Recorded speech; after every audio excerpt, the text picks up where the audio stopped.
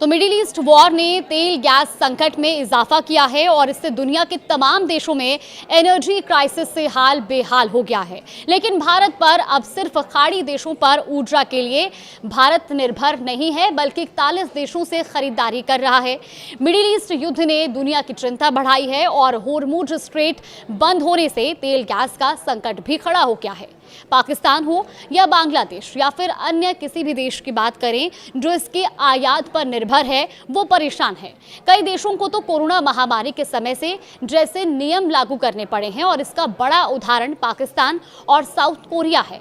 बात भारत की करें तो बीते कुछ दिनों में यहाँ भी खास तौर पर एलपीजी को लेकर लोग पैनिक करते दिखाई दिए, लेकिन इसके गहराने से पहले ही सरकार का प्लान बी भी एक्टिव हो चुका है। सरकार ने यह साफ किया कि संकट तो है, लेकिन घबराने की जरूरत नहीं है। प्रधानमंत्री नरेंद्र मोदी ने यह भी बताया कि भारत ने अपने ऊर्जा आयात में विविधीकरण किया है और तेल गैस के लिए सिर्फ खाड़ी देशों के भरोसे नहीं है। यानी अब भारत में अलग अलग कई देशों से तेल आ रहा है और लिस्ट में रूस से लेकर अंगोला तक का नाम शामिल है।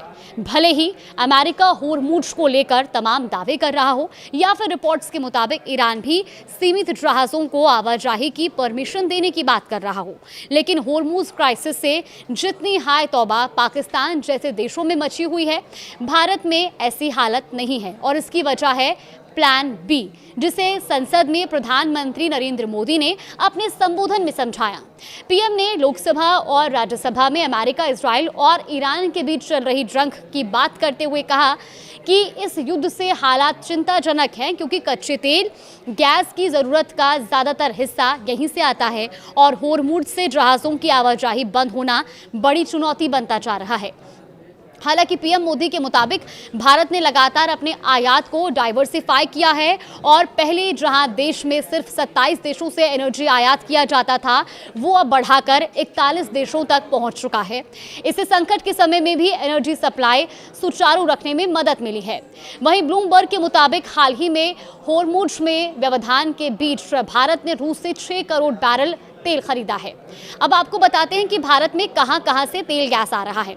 दरअसल भारत खाड़ी देशों से तो तेल गैस का आयात करता ही है और कुल इंपोर्ट का बड़ा हिस्सा यहीं से आता है, लेकिन भारत अन्य देशों से भी एनर्जी इंपोर्ट कर रहा है, जो ये संकेत देता है कि अब देश सिर्फ स्ट्रेट ऑफ होर्मुज यानी कि खाड़ी देशों पर निर्भर नहीं है। रिपोर्ट्स की माने तो युद्ध के चलते महंगे मिडिल ईस्ट तेल की उपलब्धता कम होने के कारण भारतीय रिफाइनरियों ने वेस्ट अफ्रीकी और एशिया प्रशांत क्षेत्र के तेल की ओर रुख किया है। हाल ही में भारतीय कंपनियों ने जहां अंगोला से तेल खरीदा, तो वहीं आपको बता दें कि लाल सागर और अदन की खाड़ी को जोड़ने वाले बाब अल मंडेब समुद्री मार्ग के जरिए अंगोला, नाइजीरिया जैसे देशों से तेल भारत में पहुंच रहा है। तो वहीं कांगो, गैबान और सूडान जैसे देशों से भी तेल आ रहा है। अब रूस से तेल आयात किया जा रहा है, जो डेनिस स्ट्रेट से भारत पहुंचता है। वहीं पाकिस्तान और साउथ कोरिया में अभी हालात कुछ चिंताजनक हैं। दरअसल भारत का आयात विविधीकरण वाला प्लान भी काफ़ी हद तक देश में राहत पहुंचा रहा है, जबकि पड़ोसी देश पाकिस्तान की बात करें तो शहबाज शरीफ सरकार ने तेल गैस संकट के चलते पेट्रोल डीजल की कीमतों में तगड़ा इजाफा किया है। स्कूल की पढ़ाई फिर से ऑनलाइन मोड में आ गई है। इसके अलावा सरकारी गाड़ियों में 60% कटौती, सांसदों और मंत्रियों की सैलरी कट, सरकारी विभागों के गैर जरूरी खर्च में 20% की कटौती और बैठकों को वर्चुअल बैठक जैसे उपाय ऊर्जा सुरक्षा के लिए उठाए गए हैं।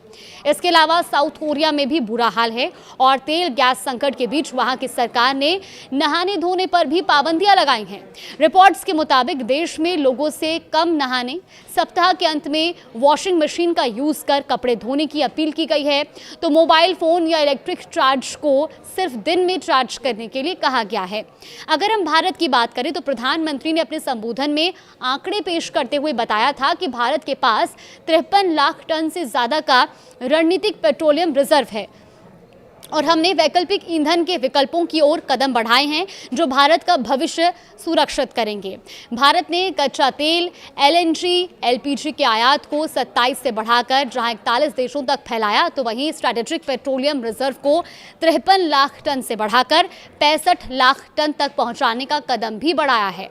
रिफाइनिंग क्षमता को बढ़ाया गया है और घरेलू गैस उत्पादन में बढ़ोतरी के साथ ही देश में लगातार पाइप वाली नेचुरल गैस यानी कि पीएनजी को भी बढ़ावा दिया जा रहा है।